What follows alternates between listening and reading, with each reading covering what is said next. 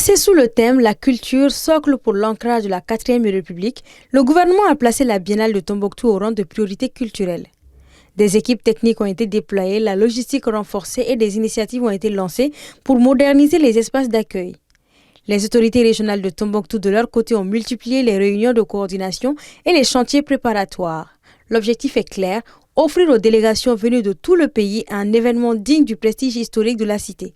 La Biennale à Tombouctou, vraiment, c'est une fierté pour nous, parce que depuis l'indépendance, depuis 1960, le Biennale n'a jamais fait à Tombouctou.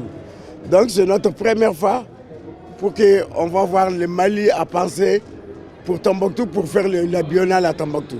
Vraiment, c'est un plaisir pour tous les ressortissants de Tombouctou. Le Biennale, même avant, à Gao, dans les années passées, moi j'ai participé, Tombouctou, il vient faire les répétitions à Gao. Donc si aujourd'hui on fait le Biennale à Tombouctou, et Gao va participer.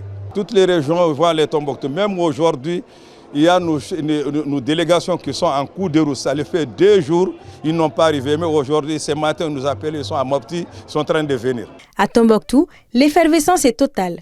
Les habitants s'organisent pour accueillir les délégations, embellir les espaces publics, soutenir les artisans et préparer les marchés locaux.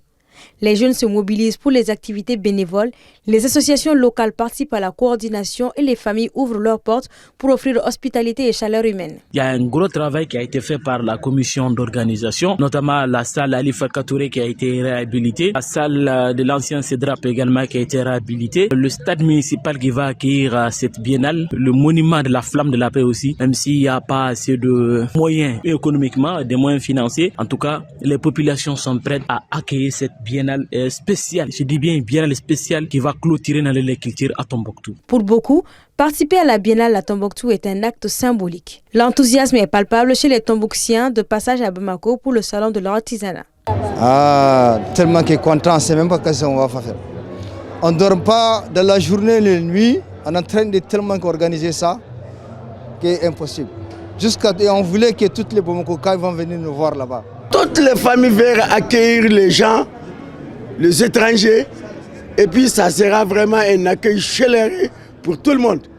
Et les gens aussi, ils sont en train de se préparer pour ça, pour attendre les étrangers, pour que les étrangers vont découvrir les bibliothèques, les mosquées, les savoirs de Tombouctou. Tombouctou est en train de voir, est-ce qu'ils ne vont pas faire le forum de chaque 10h à midi pour faire comprendre aux gens en réalité ce qui existe sur la ville de 303, sur la ville de Tombouctou. Cette mobilisation traduit une volonté claire, faire de la Biennale une opportunité pour promouvoir la culture malienne et renforcer l'identité nationale.